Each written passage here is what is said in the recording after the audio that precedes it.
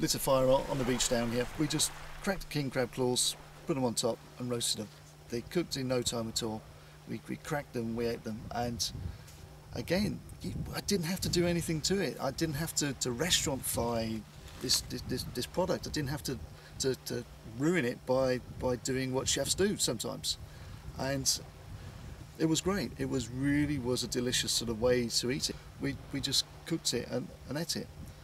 And because the product was so good, we felt we didn't have to do anything else to it. So the lesson I learned yesterday was to be as natural as possible. I like to think I would have created this, but I don't think I would have had the same emotional kind of connection with what's gone into this dish. I don't think I would have had the same understanding of the hard work and effort the fishermen do to get this product on land for me to use. I was using it with a lot more kind of reverence, and I felt it had a lot more soul to it. It was an emotional experience. When I get back to work, I'll be saying, guys, don't do anything to it. Just let the natural product speak for itself. And then, because I can then tell them the story of how we got the king crab and everything else, and hopefully they'll understand my emotional feelings towards this great product. And if only we had more understanding of how we get these products in, hopefully I like to think our dishes would improve, and our dishes would have a lot more depth to them and have a lot more story about them. Because I think we put a lot of dishes all together on menus and everything, and we fail to tell the story of why we've come to create this kind of dish.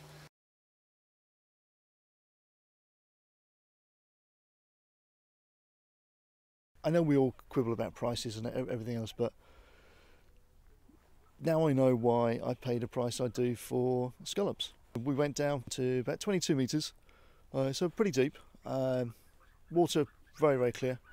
Lots of other life down there as well. And then just literally a bed of scallops, and they hunker down, and you just go along and pick them. And it's truly amazing. It was just an awesome experience managing to go and dive for my own scallops. Definitely given me a new understanding on what goes into getting these kind of products to me. These scallops were really, really, really nice and meaty, and just succulent, just really juicy, and the meat was so firm, no mushiness. Cooking with them is brilliant. They caramelise fantastically. They're just so sweet and just so juicy.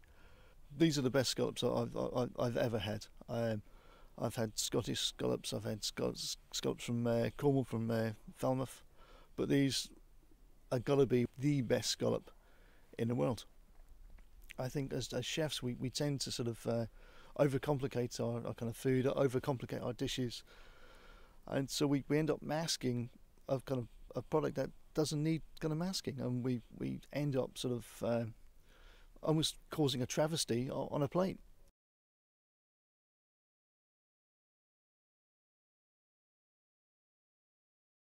I was surprised because of the reputation of farm salmon. It has this almost like the battery chicken of the fish world.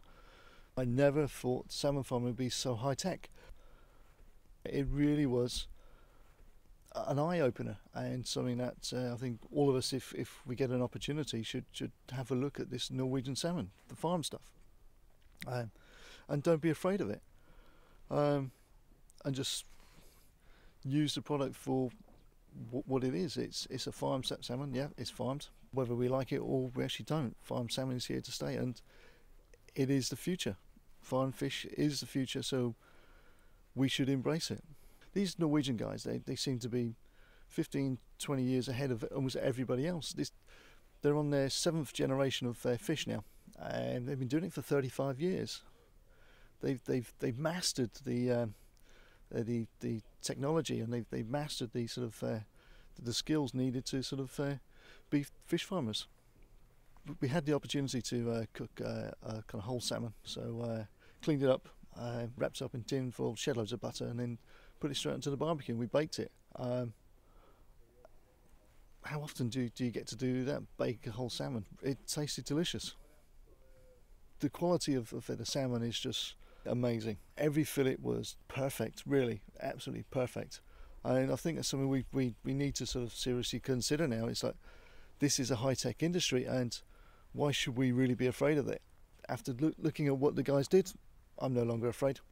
In fact, I see no reason to sort of go back and use wild salmon now.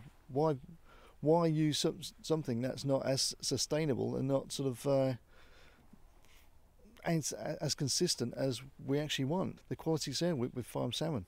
Couldn't fault it at all.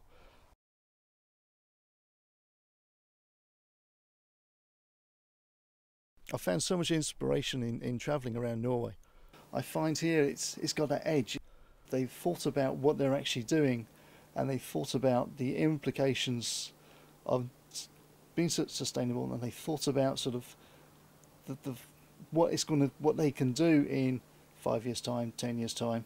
I don't think we really respect them enough, and I don't think we fully really understand the hard work that goes into getting us our 4.5 kilo salmons, our king crab in a specific way, our scallops, our everything.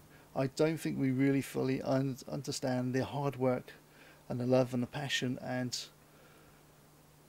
the skills that go into getting us these kind of products. The impression I get is that these guys have a lot of savvy, they're very forward thinking, and they're intelligent, and they're thinking about looking after their local communities. And that's the government. The government are looking after their local fishing communities, and they're thinking about, okay, what are these guys going to do? They need jobs, they need to be sustained, they're not going to sort of fall back onto the state, so let's make sure we tell them they can only fish a certain amount, because in a couple of years' time they will still be able to fish, and their sons and their daughters will be able to get into their industries.